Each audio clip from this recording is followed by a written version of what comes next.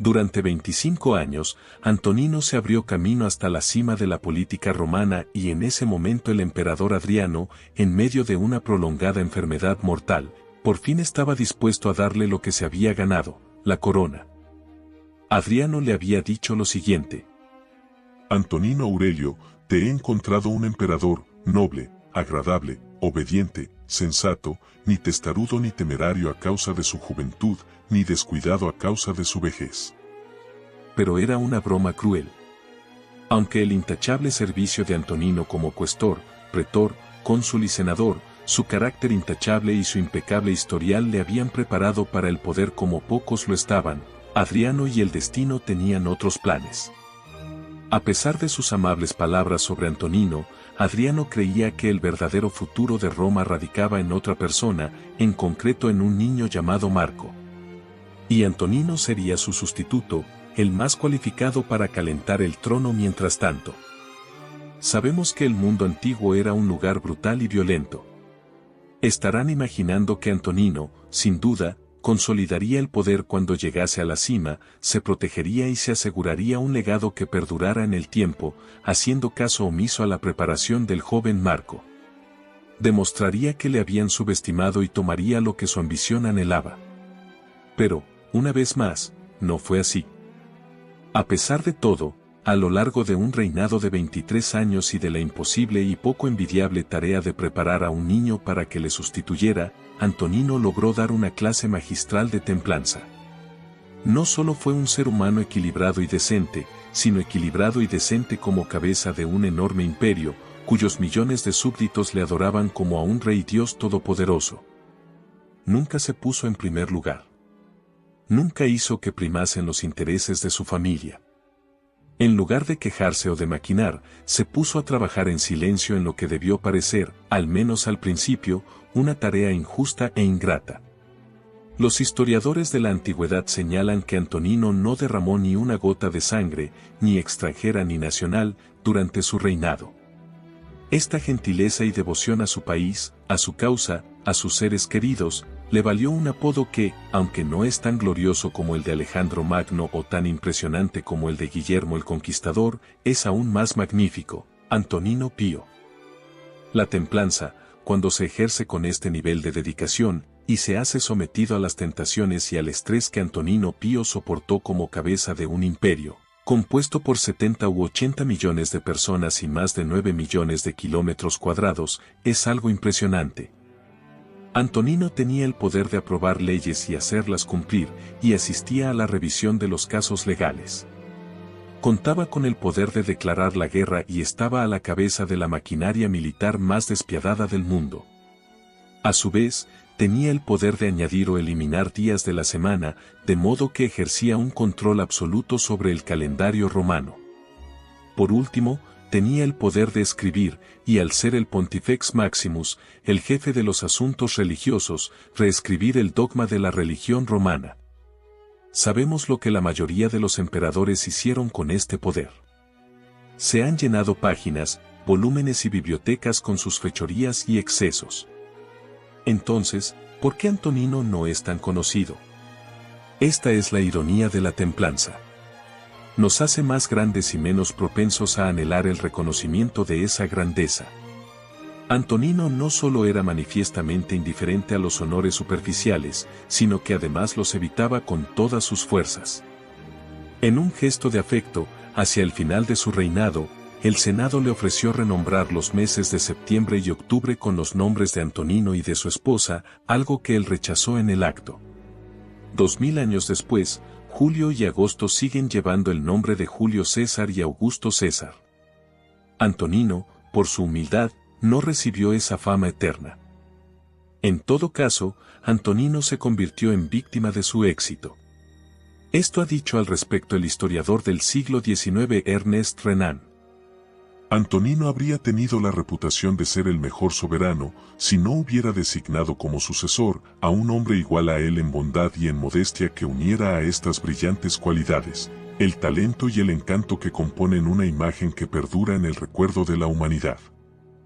En otras palabras, al no asesinar a su rival y comprometerse de lleno en convertir a su sustituto, Marco Aurelio, en un gran hombre, Antonino se condenó a las notas a pie de página de la historia. La palabra disciplina tiene su origen en el término latino discipulus, o alumno. Implica la existencia de un alumno, pero también de un maestro. Esta es la belleza de la relación entre Antonino y Marco Aurelio. Un hombre que, a pesar de sus intereses, poseía el control y la bondad para ser tutor y mentor. El otro estaba dispuesto a aprender, y era lo bastante humilde como para ser el discípulo de un maestro que tenía tanta disciplina y bondad que, tras su muerte, sería divinizado. Cada uno obedeció a las inusuales circunstancias que los unieron, que ninguno de ellos eligió y que casi toda la historia habría predicho que terminarían en desastre. Y juntos alcanzaron la clase de grandeza que va más allá de la imaginación. El tipo de grandeza propia de los libros de cuentos y de las parábolas, no la que engalana las crueles altas esferas del poder. ¿Qué le enseñó Antonino a Marco? Empecemos por el cuerpo. Antonino tenía mucha fuerza. El hecho de que pudiera sufrir una de sus migrañas y retomar después lo que estaba haciendo, fresco y en plena forma, impresionaba al joven. Antonino se cuidaba mucho, no solo porque la salud es importante, sino porque con salud podía dirigir mejor los asuntos del imperio. Marco escribió lo siguiente sobre la preocupación de su padre adoptivo por la salud. No era hipocondríaco ni estaba obsesionado con su aspecto, pero tampoco ignoraba las cosas. Por eso casi nunca necesitaba atención sanitaria, medicamentos ni ningún tipo de bálsamo o ungüento. Antonino demostró a Marco que un hombre de gran poder y riqueza podía vivir sin un batallón de guardaespaldas y sin las bufonadas y la ostentación de su posición. Marco observó que su padre adoptivo se comportaba, en casi todos los aspectos, como una persona corriente, pero sin parecer nunca chapucero ni descuidado como gobernante. Si había que llevar a cabo una tarea, Antonino la realizaba casi siempre con energía, desde el amanecer hasta que caía el sol. Era un detalle sin importancia, pero Marco se fijó en que Antonino llevaba una dieta sencilla. Se mantenía hidratado pero programaba sus descansos para ir al baño de modo que no le obligaran a ausentarse de los asuntos de estado en momentos inoportunos. Para Antonino, no eran cosas sin importancia, sino simbólicas y relevantes. Se dice que, a medida que envejecía y empezaba a encorvársele la espalda, le dio por colocar finos trozos de madera de tilo en la ropa para mantener la postura recta. En sentido figurado, era un hombre muy recto. Se aseguró de que también fuera así en sentido literal.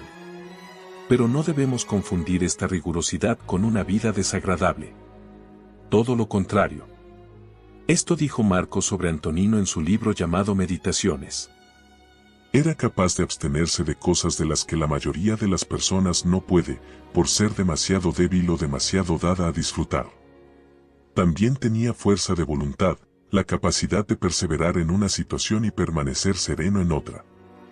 La vida otorgó a Antonino muchos bienes materiales que aceptó y de los que hizo uso sin arrogancia ni dependencia.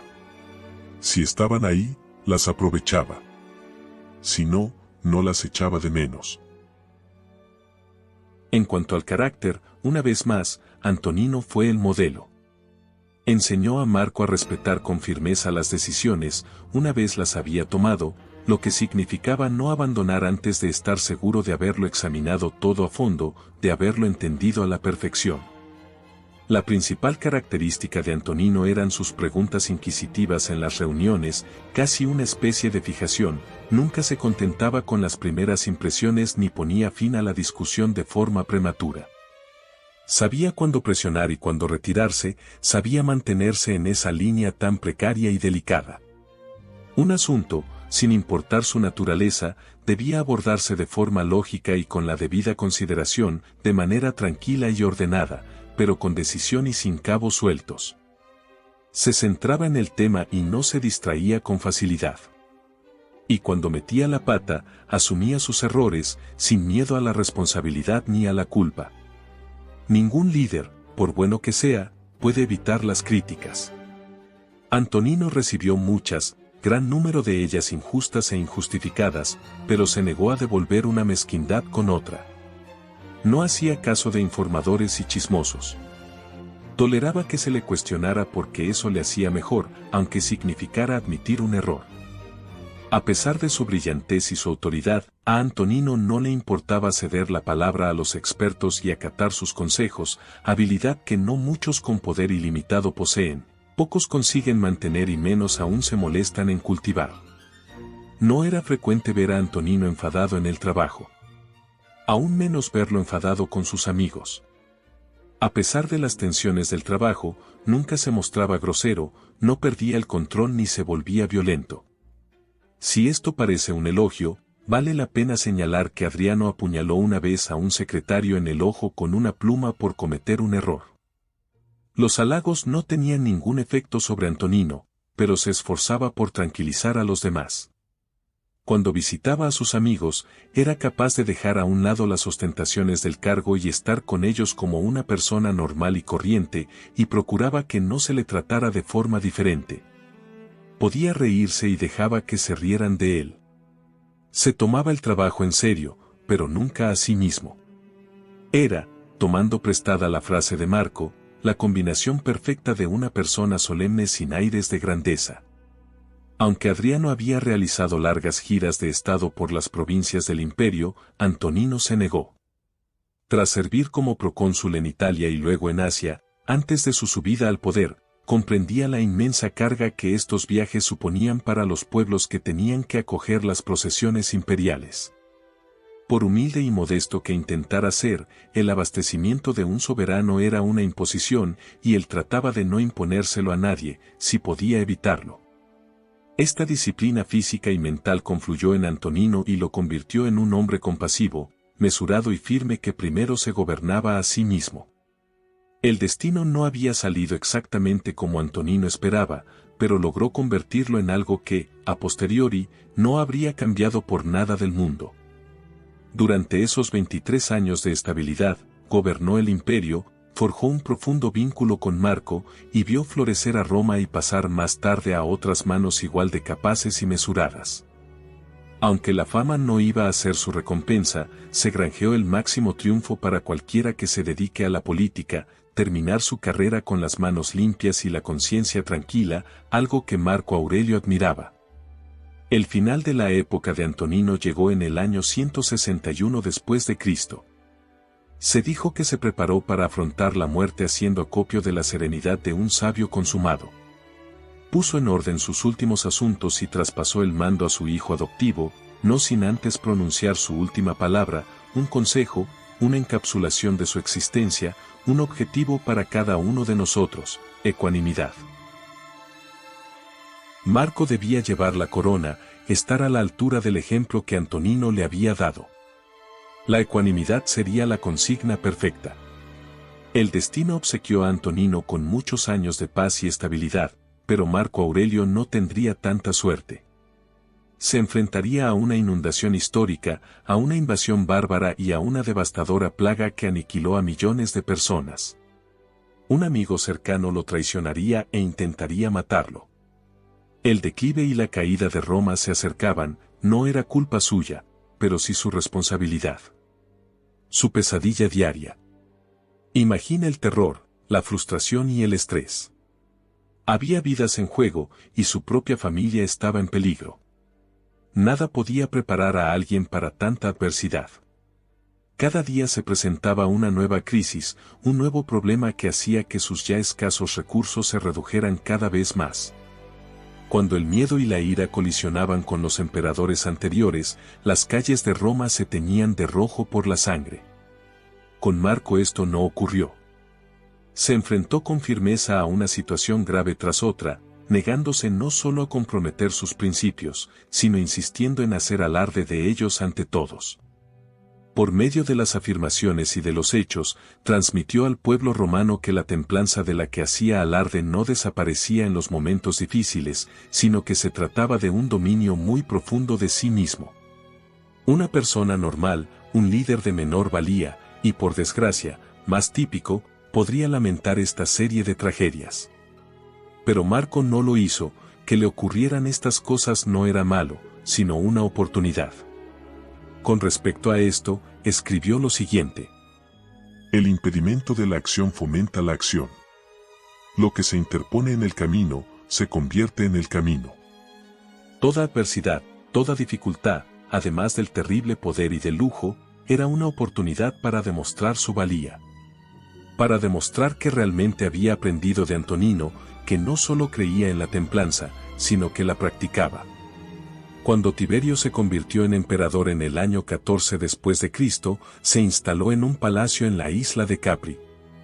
Por su parte, Nerón, libre de la influencia de su madre, exigió su lira y se autoproclamó el artista con más talento de Roma, desatendiendo los asuntos de Estado para satisfacer su ego. Mientras hablaba de Tiberio y de estas fábulas, Marco comentó lo triviales que son las cosas que deseamos con tanta pasión. Y cuanto más filosófico sería tomar lo que hemos dado y demostrar rectitud, control y obediencia a Dios, sin hacerlo más complicado de lo necesario. Que es justo lo que hizo, aunque no sin antes dudar de sí mismo. Se dice que Marco Aurelio lloró cuando le dijeron que se convertiría en rey. Conocía la historia, no era una bendición de la que muchos salieran bien parados. Sería un trabajo duro, no solo ser emperador, sino ser uno bueno y que no le corrompiera ni destruyera. ¿Podría hacerlo? ¿Podría llevarlo con honor y dignidad, sin que le dejara mácula alguna? La posibilidad de quebrarse como Calígula, Vespasiano y Claudio le revolvía el estómago. Se dice que ningún hombre es un héroe para su asistente, pero Marco, que estaba incluso más cerca de Antonino que un asistente, que había visto al hombre en sus mejores y peores momentos durante más de 2 décadas, seguía adorándolo. Sus otros tutores, su estudio del estoicismo, sus consejeros, todo ello desempeñaría un papel en el éxito final de Marco, pero como escribió Renan, había un único maestro al que Marco reverenciaba por encima de todos estos maestros que habían sido seleccionados de todos los rincones del mundo, y ese era Antonino. Marco Aurelio llegó a ser lo que fue gracias a que tenía a su lado al mejor modelo de una vida perfecta, a quien comprendía y amaba. Cuando Marco fue coronado, cuando se le otorgó el singular poder que había pertenecido a Antonino, se enfrentó a una prueba no muy distinta a la que se había enfrentado su amado modelo. Porque mediante el extraño plan de sucesión de Adriano, Marco había heredado un hermanastro cuyo papel no estaba claro. ¿Qué debía hacer un emperador con ese rival en potencia? Un antiguo maestro estoico aconsejó a un emperador anterior que despachara a cualquier otro heredero varón, y le dijo que no puede haber más de un César. Marco dio vueltas al asunto y encontró una medida sin parangón en la historia por su generosidad y desinterés, una auténtica contradicción de la máxima de que el poder absoluto corrompe. Nombró coemperador a su hermanastro. Cuando le entregaron el poder absoluto, lo primero que hizo fue conceder la mitad. Marco Aurelio y su hermanastro no podían ser más diferentes. Lucio Vero no era tan estricto consigo mismo. No se tiene conocimiento de que jamás cogiera un libro de filosofía. ¿Marco se creía superior a Lucio? En su libro Meditaciones, lo único que le vemos expresar es gratitud. Agradezco haber tenido la clase de hermano que tuve. Un hermano cuyo carácter me desafió a mejorar el mío. Cuyo amor y afecto enriquecieron mi vida. Se decía que la verdadera majestuosidad de Marco Aurelio era que su exigencia era solo consigo mismo. No iba por ahí esperando la República de Platón. Entendía que las personas eran personas, que no eran perfectas.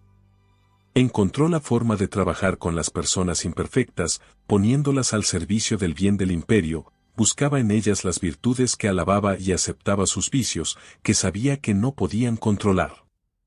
Y cuando él no estaba a la altura o se equivocaba, trataba de levantarse y volver al trabajo. Para dar siempre lo mejor de sí, incluso aunque fuera muy difícil. En lo peor de la peste antonina, cuando las arcas de Roma se vaciaron, durante 2 meses Marco organizó una venta en los jardines del Palacio Imperial. Allí vendió sus joyas y su colección de arte, las sedas de su esposa y todo aquello sin lo que pudieran vivir. ¿Había otras maneras de resolver los problemas financieros del imperio? Por supuesto. Podría haber subido los impuestos o saqueado las provincias. Podría haber confiado en la usurpación para apoderarse de las fincas y propiedades de los oligarcas de Roma. También podría haber dado largas al asunto y habérselo endosado a sus sucesores. Casi todos los emperadores previos y posteriores a él optaron por estas salidas fáciles sin pensárselo dos veces. En cambio, Marco asumió las consecuencias. Porque eso es lo que hacen los grandes líderes, lo correcto incluso, sobre todo, cuando les cuesta. Si se le criticaba, se encogía de hombros. No perdía el tiempo con aduladores ni con calumniadores. Al igual que Antonino, si se le demostraba que estaba equivocado, reconocía el error y cambiaba de parecer. Para seguir siendo uno mismo en un mundo que impulsa la conformidad se requiere valor. Ser mesurado en un mundo de excesos, en el que atacamos a los que no se entregan a los placeres que hemos racionalizado y a las pasiones que hemos excusado en nosotros, y nos burlamos de ellos exige valor y templanza. ¿Perdía los estribos de vez en cuando? Es probable, pocos líderes pueden afirmar lo contrario. Pero los historiadores antiguos no nos ofrecen evidencias de que Marco fuera vengativo, mezquino o cruel ni de que careciera de control. Su reinado estuvo libre de escándalos, de actos vergonzosos, de corrupción. ¿No es un listón demasiado bajo? No si se compara con la repugnante y brutal lista de crímenes y desastres que sumaron sus predecesores y sucesores hasta hoy, donde parece que lo más difícil de encontrar en el mundo es una persona honesta y decente que ocupe una importante posición de liderazgo. Antonino y Marco Aurelio no son viejas y polvorientas parábolas del pasado. No son figuras bidimensionales impresas en las páginas de los libros de historia. Eran seres humanos imperfectos. Pero si fueran perfectos, no nos infundirían esperanza. Los amamos porque lo intentaron. Porque corrigieron el rumbo en el fracaso, porque fueron humildes en la victoria, porque hicieron un buen trabajo y obtuvieron buenos resultados. Esto es lo que nos muestra el camino. Así como el ejemplo vivo y la afectuosa enseñanza de Antonino ayudaron a moldear a Marco Aurelio, la vida y las lecciones de Antonino y Marco Aurelio pueden moldearnos a nosotros. No tenemos que añadir nuestros nombres a la lista de tristes historias y fábulas que tan a menudo escribe el éxito. Por medio de la disciplina podemos encontrar nuestro destino, el acceso a un plano superior de conciencia, del ser y de la excelencia. Antonino lo encontró, y la senda que labró le mostró el camino a Marco. ¿Seguiremos sus pasos? ¿Admiraremos a estos héroes? ¿O seguiremos el camino que toman los corruptos? Deseo que este contenido te haya resultado valioso. En ese caso, sugiero que te suscribas al canal para ver más videos de este estilo. Hasta pronto.